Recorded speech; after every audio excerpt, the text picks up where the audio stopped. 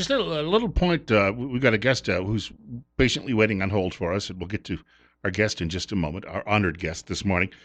But if you're speaking to the Attorney General, you would refer to Mr. Wasden when you address him as General, not as Attorney General. General's the title. If you're speaking to a Lieutenant Colonel, you address the Colonel as just Colonel, just like that. So the same way, if you hear me say Governor when I'm introducing our Lieutenant Governor, I refer to her as that during the next few minutes of the program.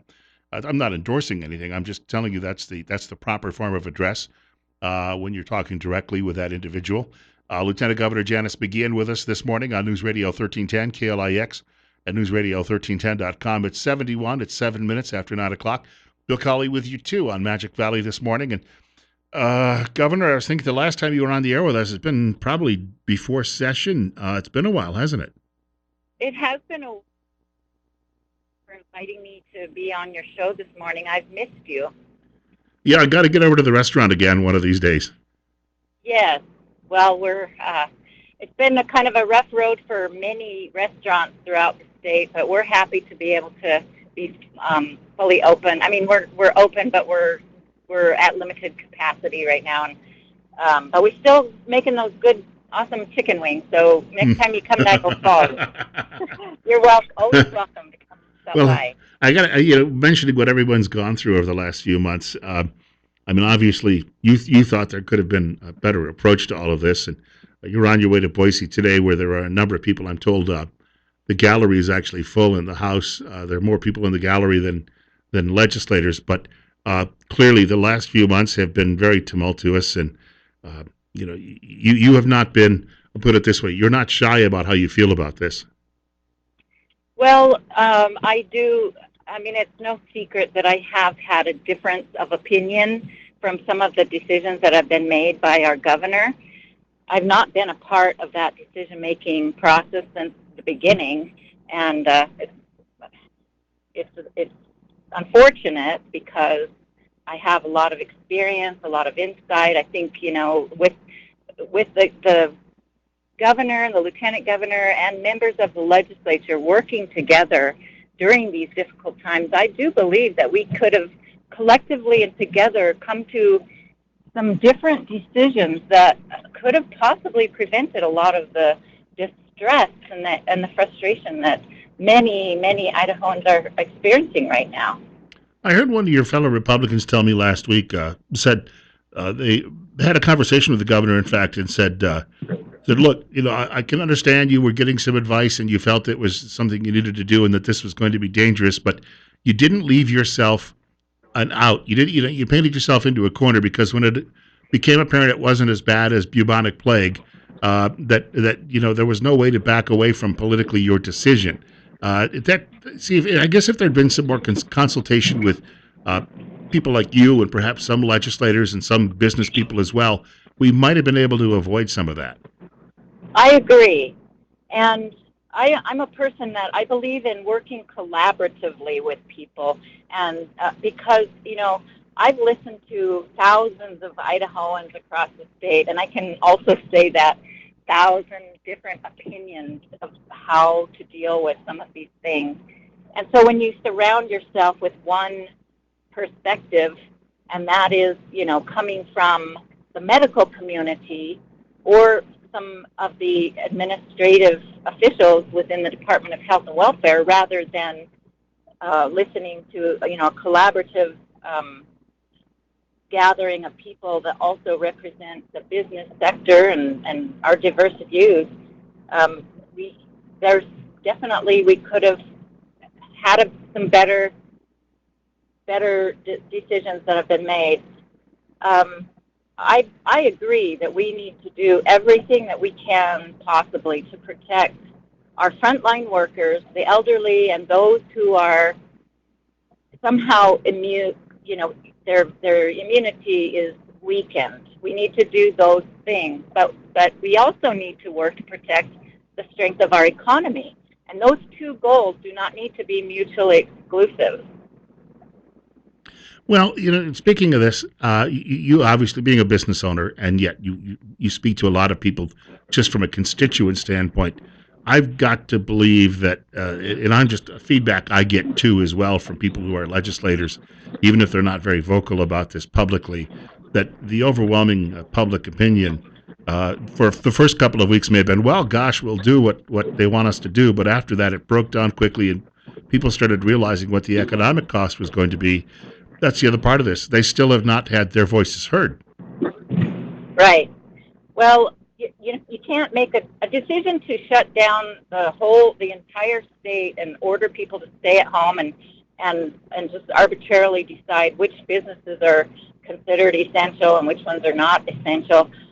A decision to do that and shut down all those non-essential, so-called non-essential businesses, I don't agree with that concept at all. But it should come as no surprise that we have over 145,000 Idahoans who have applied for unemployment insurance. They have lost their jobs, they've lost their livelihood, they've lost their ability to provide for their family. And there was a period of time when the governor and I were not speaking, but I reached out to the governor. I drove back to Boise a couple weeks ago, and I reached out to the governor to request a personal face-to-face meeting with our governor to try to discuss some of these things. And my whole point in our discussion with each other was that, Governor, I cannot do my job as a lieutenant governor when I don't have access to the same kind of information that you do. And I simply want to be better informed on, all these different aspects.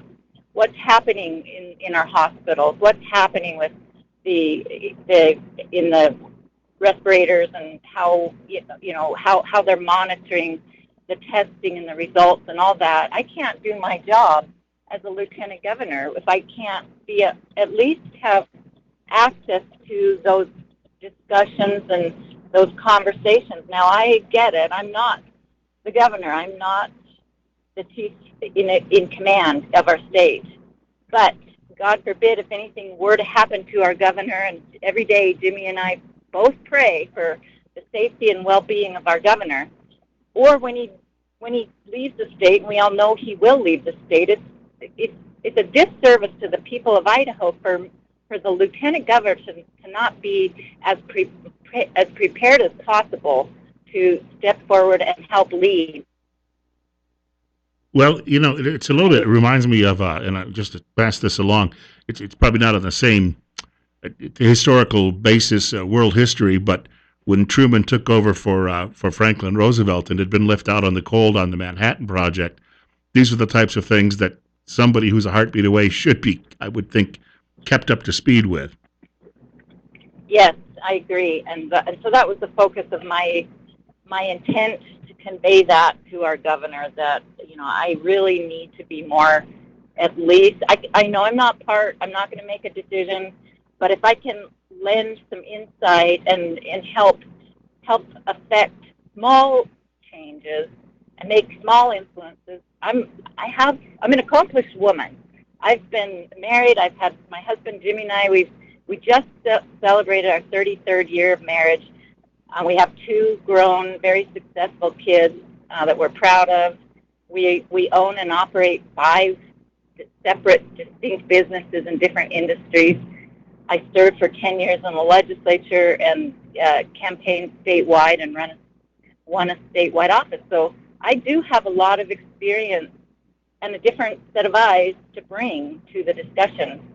Yeah, we should point out, too, nobody gave you those businesses. I mean, that's all built from scratch, sweat equity Yes. that you and the family put into it. Yes. Hey. And, go ahead, Bill. No, sorry, go ahead. Well, I also have a unique perspective from those that have been hit most hard during this time, and those are the small business owners that were shut down. And so, I have an ear of listening to all the concerns from these people that sometimes those that are, shuttered in the Capitol or working from home, and it's no criticism towards that, because a lot of our state workers who are doing a great job they are working from home. A lot of city, county government is working from home. But there's a big part of our economy that cannot do that. They cannot, if they don't go to work and produce a product or a good or a service, then they just are shut down. So I've been listening, and I've been representing that sector that I feel has been left out of the conversation, and I'm trying to bring points out.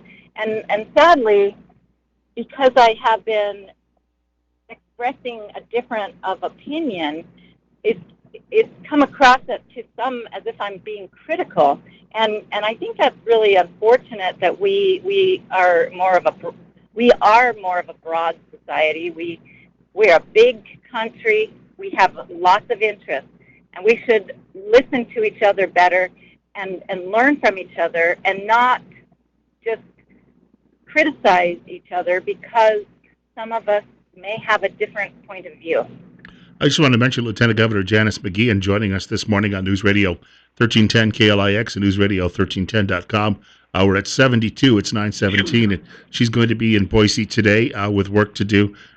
Before we get to the break, just a couple of quick points on this. Well, you referenced, being in business and the like. And the media has definitely, they gave you a hard time about reopening, your restaurant. You had to remind them that qualified under the changes at the time, because they seem to be a little tone deaf as to how this works. But the other part of this is they've been trying to make it look as if, it's not just local media. I know that they don't like a good conservative, and someone who will not play by the establishment rules, but a national media as well, trying to give the impression that you've been leading some sort of insurrection in Idaho. It's got to be a little frustrating when you see those headlines. It is frustrating, and Main Street media is really not to be trusted, especially with conservatives, because of their outright lies, both here in Idaho and nationally. They seem to just pick and choose what they want to print. A reporter in Boise stated outright that the lieutenant governor was opening up her bar outside of the governor's guidelines, and that is a complete false statement. Our restaurant, we are a restaurant. We have a food license. We're a full-service restaurant, and we were following all of the guidelines. And so, yeah, it's frustrating to hear those kind of things and not be able to respond accordingly. But I am really thankful to have friends like you, Bill, in the radio business that give us the opportunity to express the truth and an opportunity to speak to the listeners about what we believe in as conservatives and the principles that we're fighting for. We've got to take a short break, but we've got a few more minutes coming up with Lieutenant Governor Janice McGeachin joining us this morning. She's on her way to Boise for business today. It is 71. We're at 20 minutes after 9 o'clock. Bill Colley with you on Magic Valley this morning. We have a few more minutes with Lieutenant Governor Janice McGeachin this morning on News Radio 1310 KLIX and newsradio1310.com. It's 9:22. We're at 71. Bill Colley on Magic Valley this morning, and glad to be with you on the air today. And right now, the Lieutenant Governor, she's not at the actual event in Boise that's taking place. We were just chatting about that off air. There is activity going on with some legislators in the House on the floor, but the gallery is packed. And this gets back to what you were talking about earlier, Governor, in the sense that that there's a certain element of the public that just does not get its voice heard, but it's a large element. But in today's media world, they're sort of ostracized. Yes, and again, going back to different set of decisions that could have been made in our state and how to handle this. With better communication and understanding from the people of Idaho, maybe a lot of this could have been avoided. But because there seems to be still a certain amount of secrecy going on, or for example, the did or did not the Attorney General offer a legal opinion on the governor's decisions? I don't know. I don't know that, whether he did or not. But if he did, why not discuss that? Why not have it out there publicly to try to explain the actions to the people of Idaho, and help us understand really what's going on. If, like as I said to the governor, if someone in your medical community said something that intimidated you, to cause you to make these decisions, why should I not know about that? So the secrecy and this activity doesn't serve the people well, because people have a lot of questions. They have a lot of questions about how this $1.25 billion is being spent.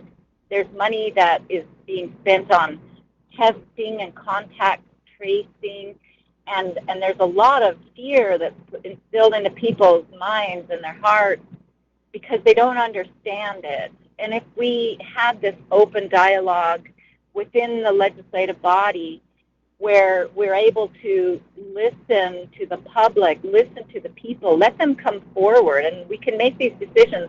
Are we going to do that here in Idaho or not? And if we are going to do it, what's it going to look like? But right now, it's being delegated. There's no oversight over how it's being done. It's being delegated to each of the 7 public health districts. They all operate differently. I have a good working relationship with the Southeast Idaho Public Health District, but we've been trying to get through to the Central Health District, which covers the Ada County area, because of all the things that are going over there, and I can't get my phone calls returned. And that was one of the issues of discussion yesterday with the governor's staff members, and their response. I was asking questions: how is this working, and how are they making their decisions? And their response to me was, well, from here on out, those are going to be local decisions. So if you have questions, you're going to have to go talk to them. And my response is, well, I'm trying, and it would be nice if I could get them to answer the phone. Yeah, you're only the lieutenant governor, for crying out loud.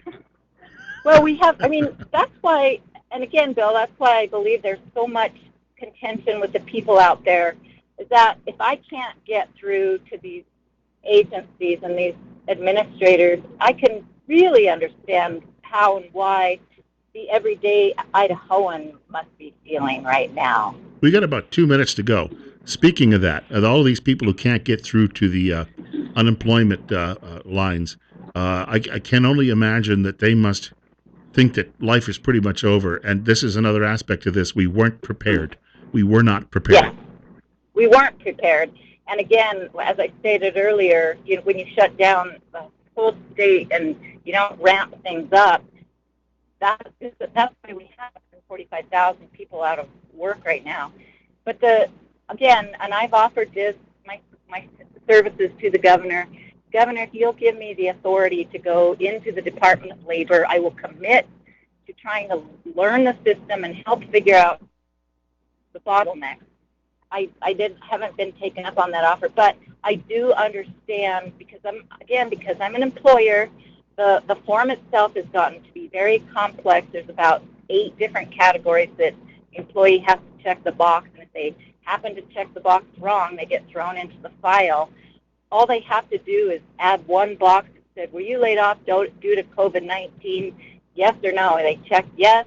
The report goes to the employer that says, here's your employee. They filed a claim because of this. If it's true, you don't need to respond. If it's false and there may be some fraud, then we will let the state know. It's that simple and that straightforward. So it's really unfortunate that what we've seen in our state, but it could have been avoided again. And, whether it's too much bureaucracy, too much administration, just a lack of understanding of how to make the process more simple so that people can get paid the benefits that they deserve. We got about a minute to go, and just or a little under that, but just to remind you that if you ever need an opportunity to clear up anything mainstream media reports, we're always willing to give you some time here, and we can get you on the air quickly and within a reasonable period of time. Thank you. And I'd love to come back into your studio. I don't know if you're doing personal interviews these days, but love to get back in and see you sometime. And we'll make sure the coffee's fresh. Yeah. Okay. How's your kitty? Oh, doing well, doing well. Got his nails clipped, and Good, so that was a good, welcome relief. good. Hey, we'll talk soon. Okay, thank you, Bill. Great to be with you this morning. You too. Thank you again. Lieutenant Governor Janice McGeachin joining us this morning on News Radio 1310, KLIX, and newsradio1310.com. I have a cat named Tucker, and Tucker is a spitting image of a cat that the Lieutenant Governor used to own. So she doesn't forget things. We're at 72. Bill Colley with you on News Radio 1310, KLIX, and newsradio1310.com. It's 9:30. One more half hour of Magic Valley this morning is still ahead.